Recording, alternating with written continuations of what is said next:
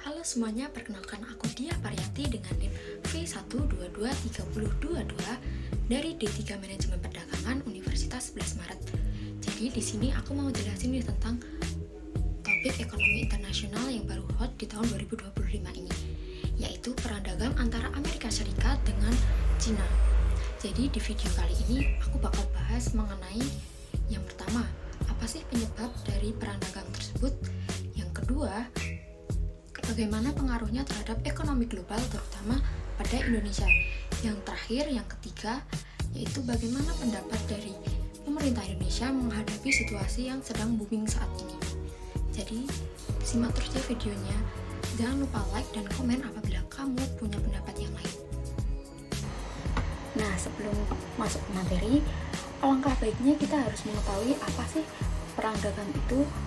Perang dagang ialah suatu konflik ekonomi antara dua negara atau lebih yang terjadi ketika masing-masing negara memberlakukan kebijakan pembatasan perdagangan seperti peningkatan tarif ekspor, kuota, atau hambatan lainnya sebagai balasan terhadap kebijakan serupa dari negara lain. Selanjutnya ada latar belakang dari perang dagang Amerika Serikat dan Cina. Dimulai dari tahun 2018 di mana awal perang dagang dimulai, di mana Trump mengenakan tarif impor baja dan aluminium sebesar 25% dan 10%. Amerika Serikat mengenakan tarif barang Cina senilai 34 miliar US dollar.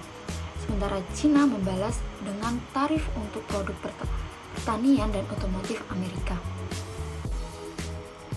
Di tahun 2019, yaitu eskalasi tarif, Trump menambah tarif untuk 300 miliar US dollar produk Cina, sementara Cina membalas dengan tarif untuk 60 miliar US dollar barang Amerika Serikat, sehingga terjadi negosiasi Phase 1 yang dimulai pada akhir tahun 2019. Di tahun 2020, yaitu kesepakatan awal pada Januari, Phase 1 deal telah ditandatangani. Selanjutnya, Cina berjanji untuk membeli produk Amerika Serikat senilai 200 miliar US dollar, sementara sewaktu pandemi COVID-19, kesepakatan tersebut terganggu. Selanjutnya di tahun 2021, hubungan antara Amerika Serikat dan Cina memburuk. Cina gagal memenuhi target Phase 1. Ketegangan naik karena isu asal virus seperti TikTok dan Huawei. Namun, Biden tetap mempertahankan tarif di era Trump. Selanjutnya di tahun 2022, perang teknologi dimulai. Amerika Serikat membatasi ekspor chip dan teknologi AI ke Cina. Namun, Amerika Serikat memulai strategi decoupling rantai pasok dari China. Selanjutnya di tahun 2023, terdapat balasan dari Cina, di mana Cina mengontrol ekspor rare earth dan bahan semikonduktor ke Amerika Serikat. Ketegangan dagang melebar ke teknologi dan energi. Di tahun 2024, politik memanas, di mana Trump kembali mencalonkan diri dan kampanye soal Cina merusak pasar dunia. Sehingga hal tersebut membuat dunia mewaspadai kembalinya perang dagang di tahun-tahun sebelumnya. Di tahun 2025, perang dagang babak baru dimulai. Februari, Trump mengumumkan tarif 10-60% untuk produk Cina dan negara lain. Cina membalas dengan tarif hingga 125% untuk produk Amerika Serikat. Negara lain, termasuk Indonesia, ikut terdampak tarif tersebut, yaitu 32% dari Amerika Serikat. Indonesia berhasil negosiasi dagang dan buka peluang kerjasama Bridge dan RCEP.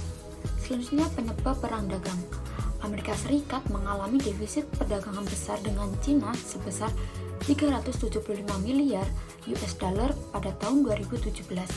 Amerika Serikat merasa dirugikan karena banyak mengimpor barang dari Cina dibanding mengekspor. Selanjutnya ada pencurian teknologi dan kekayaan intelektual. Amerika Serikat menuduh perusahaan Cina melakukan pencurian teknologi milik perusahaan Amerika, transfer paksa teknologi bagi perusahaan asing yang ingin beroperasi di Cina, dan pelanggaran hak kekayaan intelektual secara sistematis. Yang terakhir, Dominasi teknologi dan inisiatif Made in China 2025. China ingin menjadi pemimpin global di sektor teknologi tinggi, yaitu AI, robotik, semikonduktor, dan kendaraan listrik. Sehingga Amerika Serikat menjadi khawatir dengan ambisi ini karena bisa menggeser dominasi teknologi barat. Dampak terhadap ekonomi global. Perang dagang antara China dan Amerika Serikat mengakibatkan melambatnya pertumbuhan ekonomi dunia, di mana ketidakpastian perdagangan menurunkan investasi global dan memperlambat ekspansi manufaktur. Yang kedua, terganggunya rantai pasok global, di mana tarif yang tinggi menghambat arus barang antara Amerika Serikat dan China. Industri otomotif, elektronik, dan teknologi mengalami kekurangan komponen dan biaya produksi naik. Yang ketiga, ada kenaikan harga komoditas dan biaya hidup. Biaya produksi dan logistik yang naik mengakibatkan harga barang ikut naik, di mana inflasi meningkat di banyak negara berkembang dan negara maju.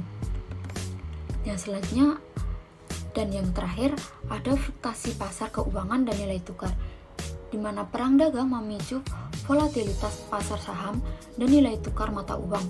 Investor global cenderung wait and see atau lari ke safe haven. Perang dagang antara China dan Amerika Serikat juga memiliki dampak terhadap ekonomi di Indonesia, baik negatif maupun positif.